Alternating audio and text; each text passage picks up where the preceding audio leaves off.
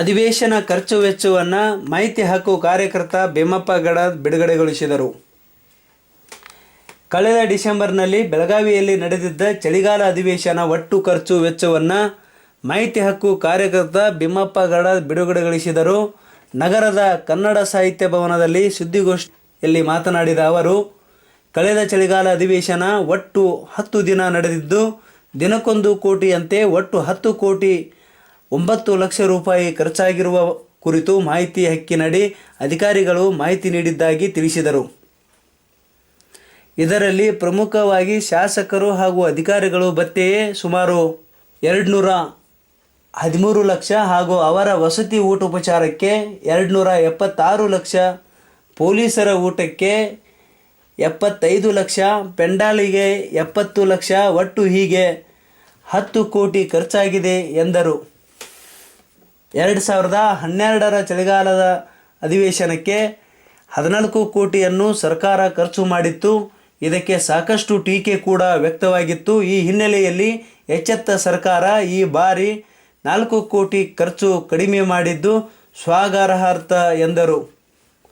ಮತ್ತೊಂದು ಪ್ರಮುಖ ವಿಷಯವೆಂದರೆ 10 ದಿನ ನಡೆದ ಈ ಅಧಿವೇಶನದಲ್ಲಿ ವಿಧಾನಸಭೆ ಕಾರ್ಯಕಲಾಪ 50 ಗಂಟೆ 49 ನಿಮಿಷ ನಡೆದರೆ ಪರಿಷತ್ ಕಲಾಪ 38 ಗಂಟೆ 2 ನಿಮಿಷ ನಡೆದಿದೆ. ಕಲಾಪ ನಡೆದ ಅವಧಿ ಲೆಕ್ಕ ಹಾಕಿದರೆ ಪ್ರತಿ ಗಂಟೆಗೆ 20 ಲಕ್ಷ ಖರ್ಚಾಗಿದ್ದು ಕಂಡು ಬಂದಿದೆ ಎಂದರು.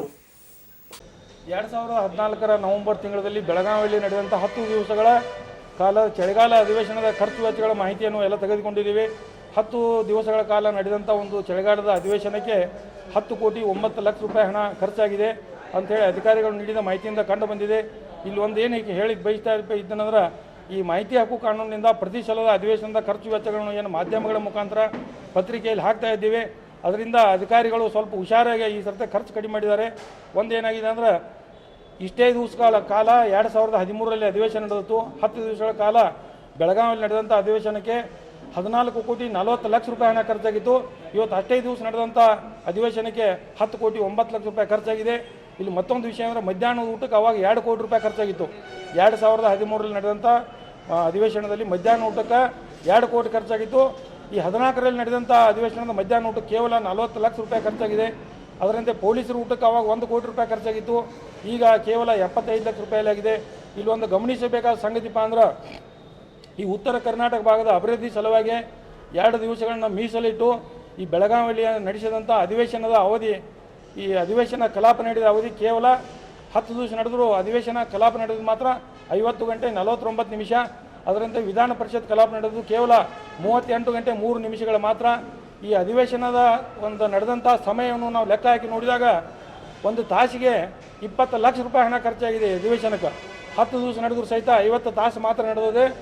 ಈ ಹಣ ಖರ್ಚಾದ್ರೆ 20 ಲಕ್ಷ ರೂಪಾಯಿ ಖರ್ಚಾಗಿದೆ. ನಂದೊಂದು ಏನು ಪ್ರಶ್ನೆ ಅಂದ್ರೆ, ಒಂದು ತಾಸಿಗೆ 20 ಲಕ್ಷ ರೂಪಾಯಿ ಹಣವನ್ನು ಖರ್ಚು ಮಾಡಿ ಉತ್ತರ ಕರ್ನಾಟಕ ಭಾಗದ ಅಭಿವೃದ್ಧಿ ಸಲುವಾಗಿ ಏನು ಅಧಿವೇಶನ ನಡೆಸಿದರು, ಈ ಭಾಗದ ಶಾಸಕರು ಯಾರೂ ಒಂದೆಡೆ ಸೇರಿ ಉತ್ತರ ಕರ್ನಾಟಕ ಭಾಗದ ಬಗ್ಗೆ ಚರ್ಚೆ ಮಾಡದೇ ಇರೋದು ಈ ಭಾಗದ ಜನರಲ್ಲಿ ನೋವು ಉಂಟಾಗಿದೆ. ಅದಲ್ಲದೆ ಇಂಥ ಶಾಸಕರಿಂದ ಉತ್ತರ ಕರ್ನಾಟಕದ ಅಭಿವೃದ್ಧಿ ಸಾಧ್ಯವೇ ಅಂತ ಹೇಳಿ ಕೇಳಿಕ್ಕೆ ಬಯಸ್ತಾ ಇದ್ದೀನಿ.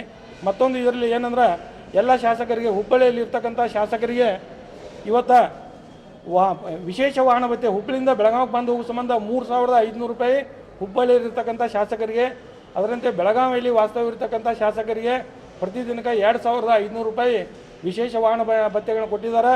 ಇಲ್ಲಿ ನಮ್ಮ ಬೆಳಗಾವಿ ಜಿಲ್ಲೆಯ ಒಂದು ಉದಾಹರಣೆಗೆ ಹೇಳಕ್ಕೆ ಬಯಸ್ತಾ ಇದ್ದೀನಿ. ಇಲ್ಲೆಲ್ಲ ನಮ್ಮ ಸಾಕಷ್ಟು ಜನ ಶಾಸಕರು ಸ್ಥಿತಿವಂತರಿದ್ದರೂ ಸಹಿತವಾಗಿ ಅವರು ಕೂಡ ಪ್ರತಿದಿನ 2,500ರಂತೆ ವಾಹನ ಭತ್ಯೆಗಳನ್ನು ಪಡ್ಕೊಂಡದ್ದು ಭಾಳ ವಿಶೇಷ. ಅಂದ್ರೆ ಸಾರ್ವಜನಿಕರ ದುಡ್ಡನ್ನು ಯಾರೂ ಬಿಡುದಿಲ್ಲ ಅನ್ನೋಕೆ ಇದೊಂದು ನಿದರ್ಶನ ಅಂತ ಹೇಳಿ ಬಯಸ್ತಾ ಇದ್ದೀನಿ.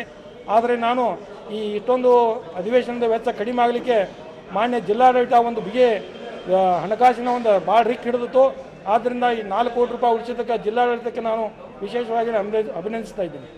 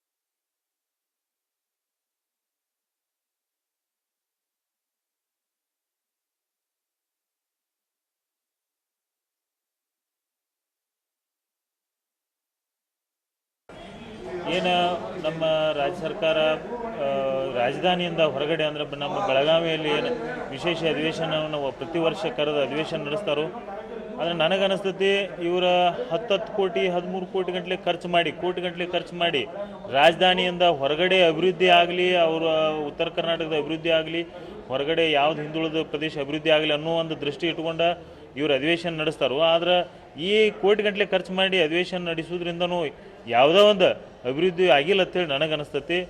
ಇದು ಅಭಿವೃದ್ಧಿ ಬಗ್ಗೆ ಚರ್ಚೆ ಮಾಡೋದಾತಂದ್ರೆ ಉತ್ತರ ಕರ್ನಾಟಕದಾಗ ಅಧಿವೇಶನ ನಡೆಸಲಿ, ಇರಲಿಲ್ಲ ಅಂದ್ರೆ ಸುಮ್ಮನೆ ಕೋಟಿ ಗಂಟಲೆ ಪೋಲ್ ಮಾಡೋದ್ರಾಗ ಏನು ಅರ್ಥ ಇಲ್ಲ. ಅವ್ರು ಅಲ್ಲೇ ಅಧಿವೇಶನ ನಡೆಸಿರೋ ಸೂಕ್ತ ಅನ್ನುತ್ತೆ ನನ್ನ ಭಾವನೆ.